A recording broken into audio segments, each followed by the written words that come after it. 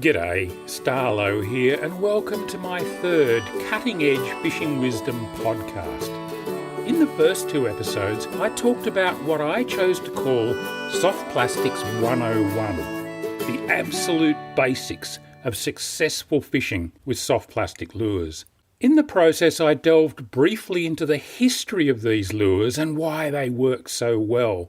Then I looked in depth at the major soft plastic families and the various presentation vehicles for rigging them. If you missed either of those episodes, I'd strongly recommend that you go back and have a listen. In this third episode, I want to move beyond the 101 basics and look at some of the more advanced aspects of soft plastic fishing, in particular the various rigging and presentation strategies for getting these lures in front of fish, hooking them and hopefully landing a few. I finished up last time by mentioning in passing that there are a whole range of rigging strategies beyond the basic jig head. But before we leave those humble jig heads, a few words on how best to rig your softies on them for optimum results. The biggest tip I can give you in this regard is to always measure the plastic alongside the jig hook before rigging it, and take careful note of where the rear of the hook bend comes to on the plastic's back. This is where you'll want the hook point to exit when you rig the tail. If you need to, and especially when starting out, use a marker pen to put a dot on the plastic's back at that exact spot, or use the hook point to make a little nick in the plastic's back. Over time, you'll find that you don't need to do this, as you'll become quite adept at locating the hook exit point just by eye. Once you know where the hook point is going to come out, it shouldn't be too hard to thread the tail on. Start by piercing the hook point dead centre in the plastic's nose, then carefully feed the tail onto the hook, rather like you'd thread a garden worm onto a hook.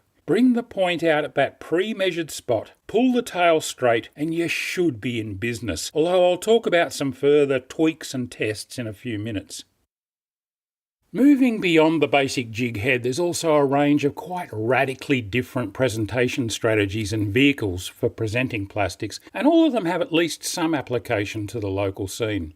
Almost all of these alternate presentation strategies evolved in the United States, with the exception of drop shotting, which originated in Japan. Most were developed specifically to target the ubiquitous American largemouth bass and its cousin, the smallmouth bass. These fish frequently live in very weedy freshwater lakes and impoundments or snag-studded rivers. It's worth bearing all of this in mind when we're looking at these rigs. Very often when we take on these rigs, we're attempting to adopt an approach that was designed to do something quite specific in another part of the world altogether. Those things don't always translate well to the local scene, at least not without a few modifications. It's also worth making a comment in passing about the names of some of these rigs. Again, they mostly owe their origins to North American bass fishing, and therefore many of them carry uniquely American handles. Just as some spinnerbait blade shapes have been named after US states, Colorado and Indiana for example, so have some soft plastic rigs, like Texas and Carolina rigs. Others are a little more creative, like the so-called wacky rig.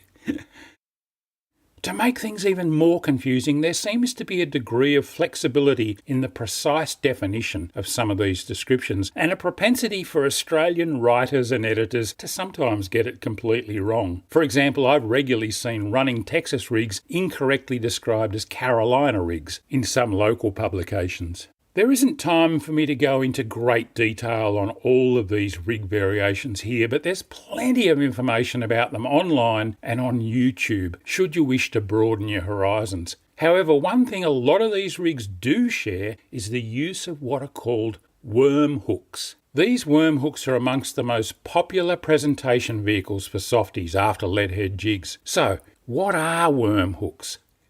Coming at it from an Australian perspective, many anglers might assume that anything called a worm hook was meant to have a scrubby, a squirty, a sandy, a beachworm or a bloodworm impaled on it. The same kind of logic would also lead one to believe that a baitcaster reel was designed to cast baits. Wrong on both counts. We can blame the Yanks for these seemingly eccentric names. They call lures baits, so a bait caster is actually primarily intended for chucking lures, and a worm hook is for rigging soft plastics, including those rubber worms that are so popular over there for catching largemouth and smallmouth bass. Worm hooks generally have a wide, rounded or angled gape and a point that typically lies in line or on the same plane as the hook's eye, meaning that they're not usually curved or offset. They may also have a kink or a short straight section ahead of a sharp bend in the shank not too far behind the eye, so they're quite distinctive looking. These hooks are intended to be threaded into a soft plastic by piercing the front end of the plastic with the hook point and bringing it out a short distance back under what I like to call the plastic's chin. The hook is then pulled right through until that short front section or kink is inside the plastic's head with the hook eye still exposed in front. The hook's then turned over and brought up through the lure's belly and usually out of its back. So, why would we rig a plastic this way instead of on a standard jig head with the hook well exposed? Well, sometimes fish hang out deep inside the branches of drowned or fallen trees and rock piles and they refuse to venture out. Often the only way to catch them is to rig a plastic lure as snag-proof as we can possibly make it and throw it right into the mess of twigs and branches and rocks. Similarly, many fish feed in, under and around weed beds, submerged grass and dense mats of lily pads. Again, the only way to extract them may well be to throw a lure right back into all this hook-grabbing vegetation. The best way to rig plastics so that they resist catching on snags and dense weeds or foliage and don't constantly hang up or foul on this structure is to use these specially shaped worm hooks and carefully rig your soft lures on them. For such specialised jobs, worm hooks work very well indeed. Such rigs are especially effective on Saratoga and barramundi in our tropical lilies and weeds, as well as all manner of other fish including mangrove jacks around thick snags. Smaller worm hooks also do a very good job on bass, estuary perch and even brim or flathead in and around thick weed beds and snags further south. Once you've placed a plastic on an unweighted worm hook or even an unadorned straight hook or jig hook with no head, it can either be fished unweighted as already described or some weight can be added to the line ahead of or below the lure. The two traditional rigging methods for adding weight to plastics in this way are the Texas rig and the Carolina rig. The Texas rig has the sinker or weight sitting right on the nose of the soft plastic, hard up against the hook eye, either pegged in place or free running. A Carolina rig separates the weight from the lure by using a stopper, such as a swivel, split shot or a fixed bead. And really, it's as simple as that. I tend to use a slight modification of the pegged Texas setup when rigging weedless or snag-proof plastics for most Aussie fish. It consists of adding a ball sinker to the loop knot when tying the hook to my leader. It works for me, and I'd hate to think how many barramundi and Saratoga in particular I've caught on this rig over the years.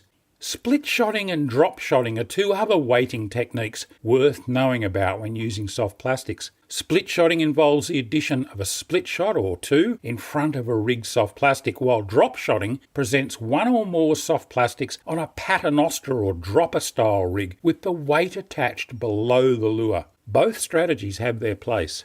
Another interesting little adaptation that works quite well, especially if you're caught out on the water with no worm hooks or separate weights in your tackle box, is to rig weedless or snag-proof on a standard lead head jig. This is done by hooking up the plastic exactly as described when using a worm hook, in through the nose, out through the chin, and then back up under the belly and out of the back. The hook point can be left shielded inside the plastic or brought out slightly, depending on how snaggy the terrain is that you're fishing. You can also use pliers to slightly bend the shank of the hook to make this rigging method easier to do. Look, if you're listening to this as an audio-only podcast and having trouble getting your head around those instructions, be sure to check out the video version on my Starlo Gets Real YouTube channel. That'll make it a lot clearer. Regardless of the presentation vehicles you use and the rig you ultimately choose, it's absolutely critical that you rig your soft plastics just right, the way the manufacturer intended. That means straight and true, so that they swim correctly in the water. If you're watching the YouTube version of this podcast, study the images and video accompanying it closely and always take the time to rig them right. You won't believe the difference it can make to your results. If your rigged soft lure looks neat and straight on the jig head or worm hook and the point emerges smack in the centre line of the plastic's back, or at least within a millimetre or two of it, you probably have it fairly right. On the other hand, if the finished package looks in any way dodgy, as in slightly crooked, bent, skewed or bunched up, do it again. Seriously, it's worth the effort. Getting it right can potentially make a huge difference to your catch rates. No matter how good everything looks,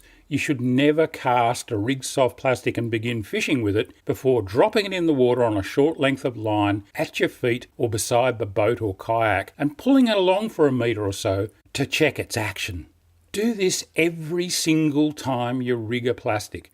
If the lure swims straight and looks good on this test run, the tail wobbles or kicks enticingly, and the whole package imitates something that might actually be alive, then you've rigged it properly and you can start fishing. But if anything looks the slightest bit odd, the lure's laying over on its side or corkscrewing through the water or just not swimming properly, lift it out of the water and tweak it. This could be as simple as twisting the tail ever so slightly on the hook, or holding the nose of the plastic and pulling on it to straighten it out. Or it might involve removing the plastic from the jig completely and starting all over again. Whatever needs to be done, do it. I've seen my mate Bushy remove and re-rig a plastic tail from his jig head 3 or 4 times before being happy with it, then fire it out and catch a fish first cast. There's an obvious lesson in that.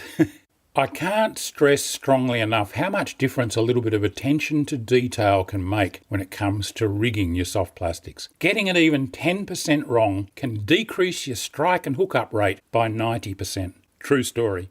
I hope the fairly basic but very important lessons I've taught you in this episode put you on the road to becoming a better and more successful soft plastic fisher. These really are phenomenal lures. Once you learn to get the best from them, you won't look back, I promise. I hope you've enjoyed this short series on effective soft plastic fishing. It's something we'll definitely return to in the future. But for now, I think I've given you more than enough to think about and digest. In the next episode of Cutting Edge Fishing Wisdom, I'm going to look at a very specific strategy and technique for targeting one of Australia's favourite fish, the mighty dusky flathead. But not just any flathead. I'm going to focus right in on targeting what I call the unicorns, those crocodile-sized flathead we all dream about catching. With spring very much in the air as I record this podcast, the timing couldn't be better, so I hope you'll tune in. Meanwhile, be sure to check out all the content on my Starlo Gets Real YouTube channel, as well as my Starlo's Fishertopia Facebook page and Instagram account. And if you'd like to help me produce more instructional content like this in the future, please consider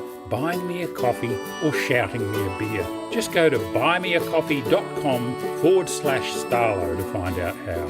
Until next time, tight lines.